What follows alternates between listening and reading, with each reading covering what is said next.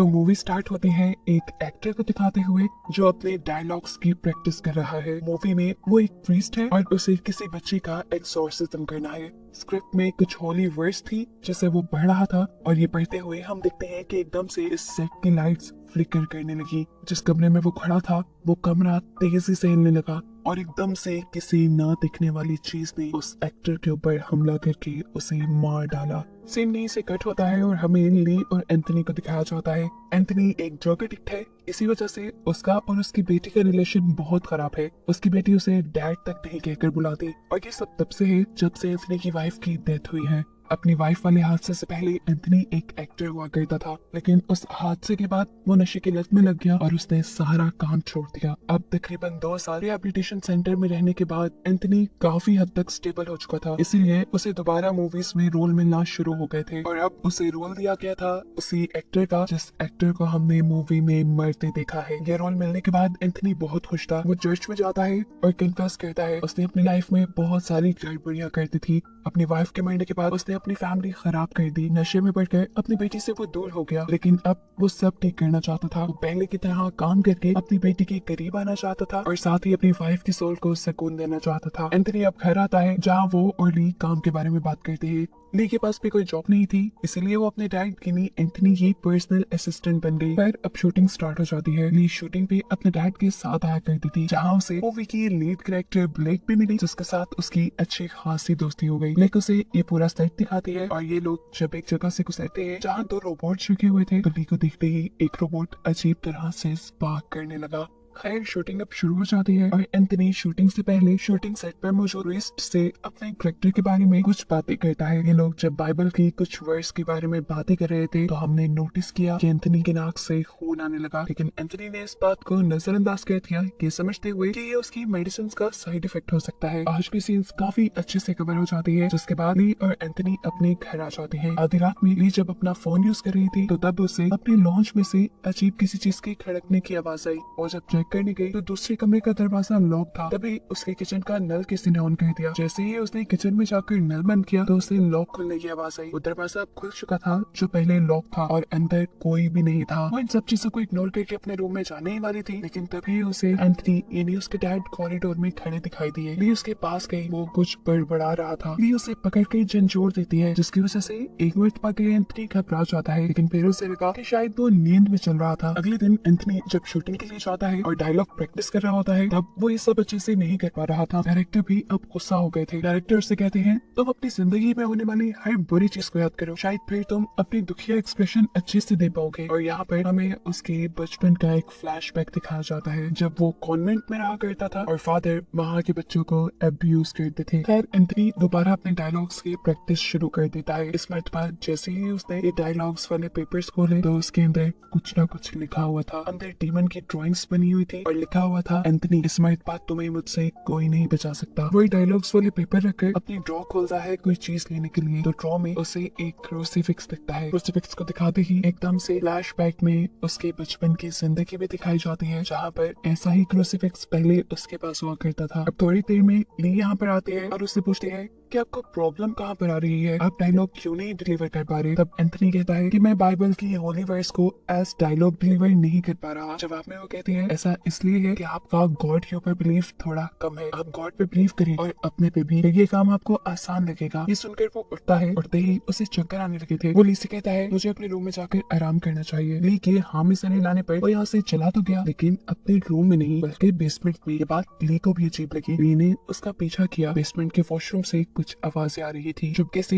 ये सब कुछ रिकॉर्ड करने लगती है और एकदम से उसका फोन गिर जाता है। जैसे ही वो उठाती है तो अब उसके डैड उसके सामने थे नहाते हुए। वो वहीं पे उसी के सामने यूरिन भी कर देते हैं। लेकिन सब चीजों से घबरा जाती है क्योंकि अब एंथनी की आंखें भी बिल्कुल वाइट हो गई थी, जैसे किसी ने उसे पोसेस कर दिया हो और वो इवल नजरों से ली को देख रहा था। तेजी से वो वहाँ से ऊपर चला जाता है और ऊपर जाने के बावजूद भी वो ली को ऐसे ही अजीब नजरों से देखता रहा। ऊपर जाकर जैसे ली को होश आ गया था वो अब अपने वॉशरूम में जाकर शॉवर लेता है और ली उसके पीछे जाकर चिल्लाती रह जाती है आपने मेडिसिन चेंज की है ना, ये उसका साइड इफेक्ट है, आपको जल्दी डॉक्टर के पास जाना चाहिए। इस टाइम एंथनी उसकी बातों को इग्नोर कर रहा था, जबकि हम उसकी बॉडी पे काले धब्बों को देख रहे थे जो इस बात की कंफर्मेशन थी कि वो किसी इविल चीज के पोजीशन में है, यानी किसी बुरी ताकत ने उसे अपने कब्जे में ले लिया है। ये निशान जैसे कुछ ही सेकंड के लिए उसके बॉडी पे आए थे और फिर चले भी गए। मूवी सेट पर डायरेक्टर, प्रोड्यूसर और किसी भी को एक्टर को एंथनी की एक्टिंग पसंद नहीं आ रही थी, इसीलिए वो अपसेट होकर दोबारा ट्रेन करने लगता है। जबकि यहाँ फादर लिली से सवाल करते हैं, क्या इस मूवी में जो कुछ हो रहा है तुम इस पे बिलीव है? ली जवाब में कहती है, पहले तो नहीं था, लेकिन रात जो मैंने देखा है उसके बाद कुछ कुछ यकीन हो रहा है। इसके बाद ली जब घर आती है तो देखती है कि एंथनी उससे पहले ही घर आ चुका था। उसके हाथ बुरी तरह जख्मी थे जिसमें से खून बह रहा था और मुंह का भी तकरीबन यही हाल था। उससे मिली उससे कहती है, आपने दोबारा ड्रग्स शुरू कर दी, उसी लाइफ में वापस चले गए जिससे मुझे नफरत थी, इसलिए अब मैं आपके साथ नहीं रहूंगी। ये सुनकर वो गुस्से से पागल हो गया, इतनी जोर से चिल्लाया कि वहाँ कमरे में मौजूद सभी कांच की चीजें टूट गई और फिर अजीब भयानक से तरीके से चलते हुए अपनी बेटी के सामने आया। पुलिस से कहता है, कहाँ जाओगी तुम? तुम्हारे पास ना स्कूल है ना माँ है, बचा मैं, तुम मेरे पास ही रहोगी। ये सुनकर ली बुरी तरह टेंशन आती है और गुस्से में कहती है, एंथनी दूर रहो मुझसे। इसके जवाब में वो कहता है, एंथनी नहीं हूँ मैं। ली बहुत ही ज्यादा डर चुकी थी। वो अगले दिन शूटिंग के सेट पर जाकर फादर से मिलती है और फादर को एंथनी की सारी सिचुएशन बता देती है। एंथनी अब रातों को वॉशरूम में कुछ न कुछ बोलता भी था जो उसने रिकॉर्ड किया हुआ था। फादर जब ये सुनते हैं तो वो खुद पे घबरा जाते हैं क्योंकि ये मामला बहुत बड़ा था। इस रिकॉर्डिंग में एंथनी खुद डेमन मुलॉक को बुला रहा था और ये काफी खतरे की बात थी। फादर ली से कहते हैं, तुम अपने घर चली जाओ, मैं कुछ भी करने से पहले डेमन मुलॉक और एंथनी के ऊपर और रिसर्च करना चाहता हूँ। रात में दिखाया जाता है जब फादर डेमन मुलॉक के ऊपर रिसर्च कर रहे थे तब एंथनी बुरी तरह तड़प रहा था और यहाँ खुद फादर के इर्द भी अजीब सी एनर्जी महसूस होने लगी थी। यहाँ पर एंथनी की लाइफ का एक फ्लैशबैक दिखाया जाता है जहाँ पर वो बच्चा था, वो फादर के रूम में गया था और फादर ने उसे अब्यूज किया था। अब शूटिंग का टाइम भी हो चुका था। एंथनी अपने डायलॉग्स बोलने की कोशिश करता है लेकिन उसकी एक्टिंग में इतना मजा था ही नहीं। सारे उसे टोक देते हैं और इस चीज से एंथनी को गुस्सा आ जाता है। उसके हाथ में पकड़ा हुआ क्रूसिफिक्स वो फेंक देता है और तेजी से स्टेयर्स की रेलिंग पे हाथ मारते हुए नीचे उतरता है। उसकी आंखें बिल्कुल वाइट हो चुकी थी, ऐसे जैसे किसी चीज ने उसे पोसेस कर लिया हो। स्टेयर्स से नीचे उतरते ही अजीब तरीके से उसकी बॉडी मुड़ने लगती है। उसकी कमर उल्टी तरफ मुड़ गई थी और ये सिर्फ एक बार नहीं बल्कि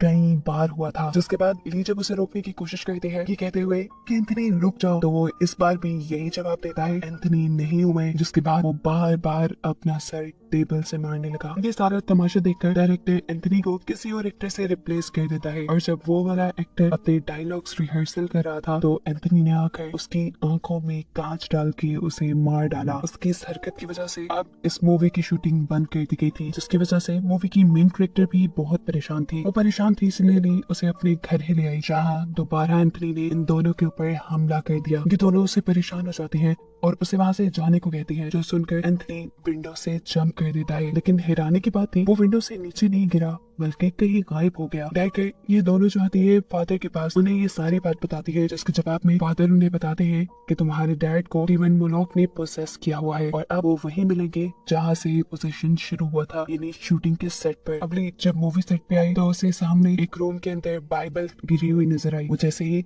उसे उठाने के लिए रूम के अंदर जाती है तो एकदम से उसके पीछे एंथनी आकर खड़ा हो जाता है। डायरेक्टर वो बाइबल की वर्स को पढ़ने लग जाती है और एंथनी यानी वो डीमन भी अब उसके साथ साथ उन्हीं वर्स को पढ़ रहा था। जैसे ये वर्स उसके ऊपर कोई असर ही न कर रही हो, डीमन उससे कहता है कि ये मैं सदियों से सुनता आ रहा हूँ और अब ये मेरे ऊपर कोई काम नहीं करती। ली अब डीमन से कहते हैं, प्लीज एंथनी को छोड़ दो, वो मर रहा है। जवाब में डीमन कहता है, वो 2 सालों से मर रहा है। ये कहते ही वो डीमन ली के ऊपर हमला कर देता है, लेकिन ली के हाथ में इस टाइम क्रूसीफिक्स था जिसे वो उस डीमन के सर पे लगाती है और डीमन उसे छोड़ देता है। ये क्रूसीफिक्स उसके सर पे लगाने की वजह से डीमन की पावर्स थोड़ी कम हुई थी। ऐसे में जहाँ फादर और ब्लेक को भी डीमन ने पैरालाइज किया हुआ था वो भी उसकी पोजीशन से छूट जाते हैं। अब फादर डीमन से कहते हैं, तुम एंथनी की बॉडी छोड़ दो और मेरे अंदर आ जाओ, क्योंकि फादर खुद एंथनी का एक्सोर्सिज्म करने में कामयाब नहीं हो पा रहे थे। डीमन भी उसकी बात मानते हुए एंथनी को छोड़कर फादर के अंदर आ जाता है। यहाँ से अब मूवी फ्लैशबैक में जाती है और हमें ये रीजन दिखाई जाती है कि क्यों उस डीमन ने सिर्फ एंथनी को ही पकड़ा था। असल में एंथनी बचपन में जब कॉन्वेंट में रहता था तब फादर उसे अब्यूज किया करते थे और अब्यूज करने के बाद उसके सर पे